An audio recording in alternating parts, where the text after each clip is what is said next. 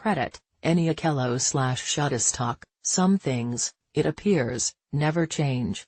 Death and taxes are certainties, the poor we will always have with us, and of course war. War never changes.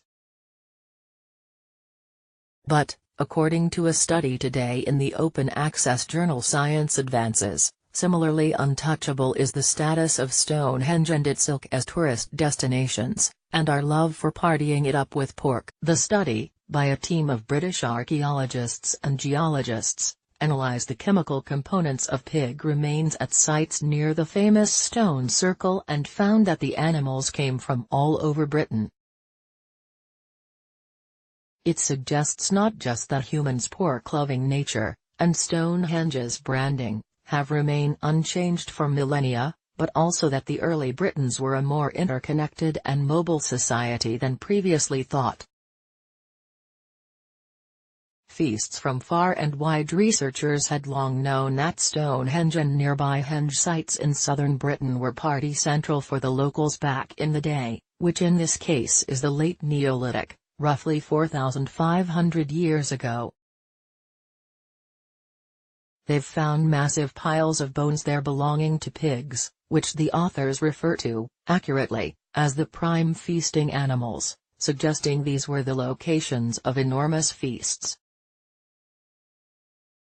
But because human remains are actually rare, we didn't know just how enormous.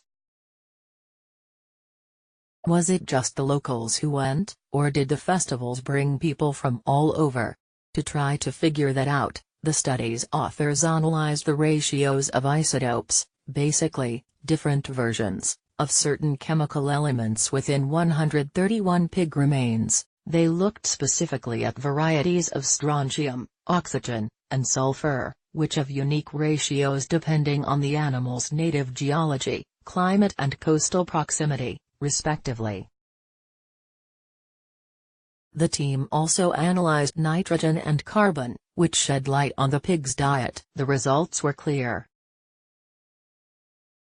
The Neolithic pig data are exceptionally wide-ranging, the authors write. The three location-specific elements representing mobility showed much variety, as did the diet-based elements, suggesting the animals came from different environments. These data are strongly suggestive of a considerable volume of human-mediated movement.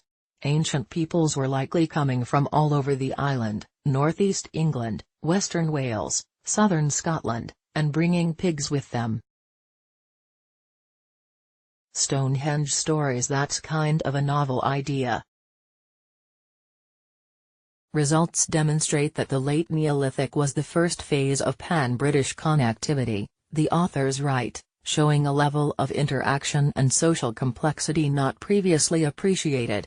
No other evidence had suggested the ancient Britons were even technologically capable of such complex intercommunity, let alone engaging in it. Then again, this is the first major multi-isotope analysis of the era, and one of the first showing pig remains are worthy candidates for it, so we may see more such findings in the future.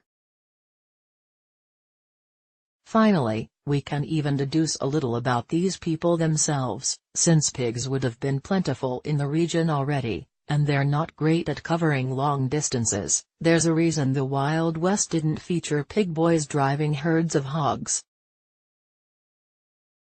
Transporting them, either slaughtered or on the hoof, over hundreds or even tens of kilometers would have required a monumental effort, the authors write.